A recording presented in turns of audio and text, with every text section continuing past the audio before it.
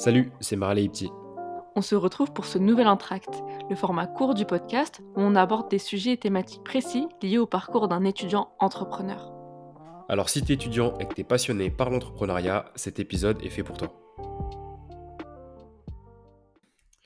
Yo l'équipe, c'est Marley pour ce nouvel entracte.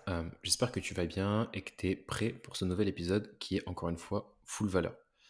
Alors comme on dit, il faut rendre à César ce qui appartient à César. Donc aujourd'hui, tout ce que je vais te dire dans cet entracte est issu d'une conférence de Jonathan Schwartz. Jonathan, si tu passes par là, je suis désolé si je prononce mal ton nom de famille, qui est le cofondateur de Join Stories. Et Join, c'est la boîte qui a réussi à lever 4,5 millions d'euros en seulement quelques semaines grâce au storytelling. Et plus précisément, c'est une plateforme qui permet de créer des stories et de les intégrer directement sur les plateformes de ton choix, genre un site ou une landing page par exemple, mais tu vois les plateformes où tu es prioritaire, mais je parle pas des réseaux sociaux. De toute façon, je te mettrai son lien LinkedIn dans la bio, et puis si t'es intéressé, tu pourras aller voir par toi-même. Dans cet épisode, on va parler de la meilleure arme que tu peux utiliser, qu'un entrepreneur peut utiliser pour vendre ce qu'il veut et faire passer le message qu'il a envie de passer.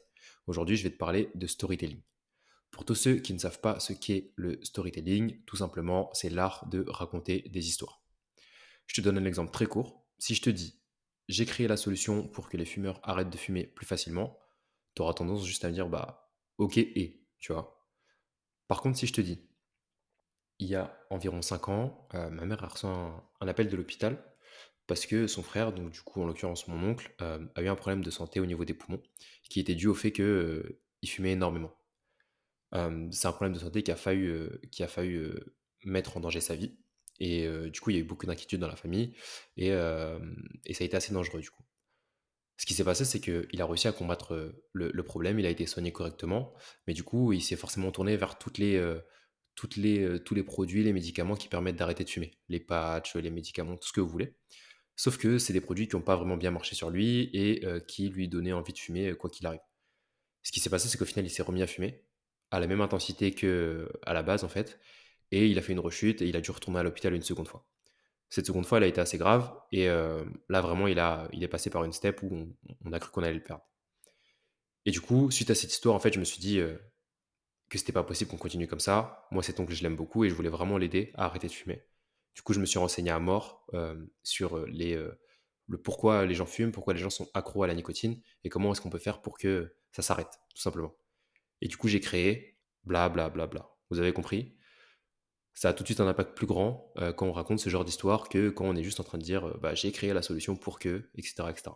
Je pense pas que ce soit l'exemple le plus incroyable, mais je pense qu'au moins tu vois où je veux en venir avec ça.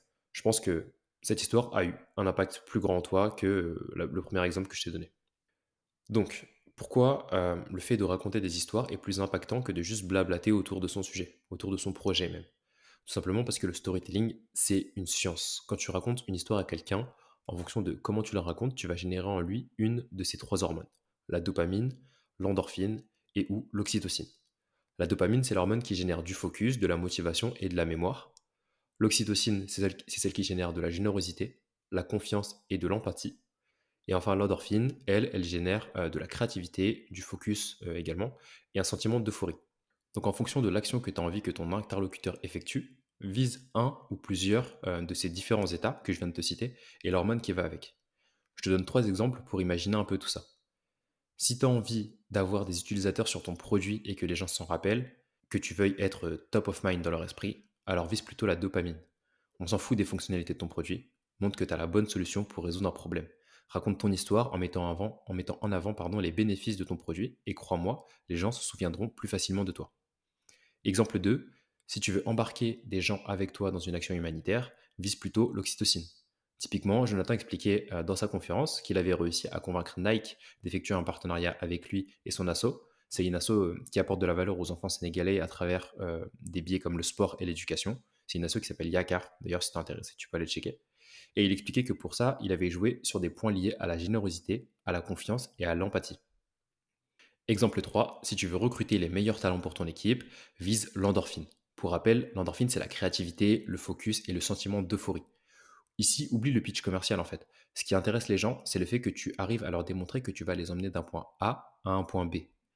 Petite question pour toi, à ton avis, pourquoi de nos jours les gens sont plus influencés par le créateur que par le produit en lui-même? Pourquoi tout le monde se bute au personal branding en ce moment? Tout simplement parce que les gens se foutent de prendre un prestat A ou un prestat B. Ce qui compte pour eux, c'est l'histoire que tu véhicules, car ils ont envie d'être embarqués avec toi. Au fond, tu fais même plus que résoudre un problème, de trouver un job, pour reprendre l'exemple que je te citais juste avant. Tu leur permets de suivre un vrai mouvement, de faire partie de quelque chose de plus grand en soi, et ou de bosser avec des gens qui leur ressemblent. Et par rapport au storytelling, j'ai 3 conseils, slash remarques à te partager. Le premier, c'est qu'on a tous des histoires à raconter. Tous, vraiment. Si tu te dis que toi, t'as rien à dire, bah, je te conseille d'aller fouiller au fond de ta mémoire et je suis sûr que tu peux trouver le petit élément qui fait que ce que tu vas raconter va avoir un tout autre impact. Le second, c'est que tu dois écrire ces histoires. Tu dois vraiment les écrire, soit sur ton téléphone ou sur un bloc-notes comme tu veux, mais ne les raconte pas juste dans ta tête. Écris-les réellement. Et tu verras qu'en écrivant, tu vas pouvoir raconter plus de choses et les exprimer plus facilement pour t'en resservir plus tard. Et le troisième, indexe tes histoires en fonction de ce que tu as envie de générer à ton prochain rendez-vous. Et en fonction de ça, tu racontes ton histoire en prenant l'angle qu'il faut. Pour finir, je vais quand même te donner la trame pour raconter une bonne histoire. Premier point, le problème. Rappelle-le à ton interlocuteur. Appuie là où ça fait mal. Le second, c'est la solution. Et bah, du coup, c'est en lien avec le problème. Si tu as bien appuyé sur le problème, sans trop forcer, bien sûr, il ne faut pas abuser, quand tu vas parler de la solution, ce sera beaucoup plus impactant. En 3, on a la secret sauce. En troisième étape, tu dois expliquer à ton interlocuteur que tu es la bonne personne pour faire ce que tu fais, même si c'est pas forcément vrai parce qu'il y a toujours meilleur que soi dans ce monde. Tu dois trouver le truc qui fait que tu es la bonne personne. Par exemple, tu peux mettre en avant ton why ou raconter une expérience passée qui légitime ce que tu dis ou ce que tu vends. En 4, enfin, on a le mouvement slash l'expérience. Montre à ton interlocuteur que tu n'es pas juste en train de résoudre son problème. Vends-lui le fait de faire partie d'un mouvement, de vivre une vraie expérience avec toi. Je ne sais pas si tu connais la pyramide de Maslow.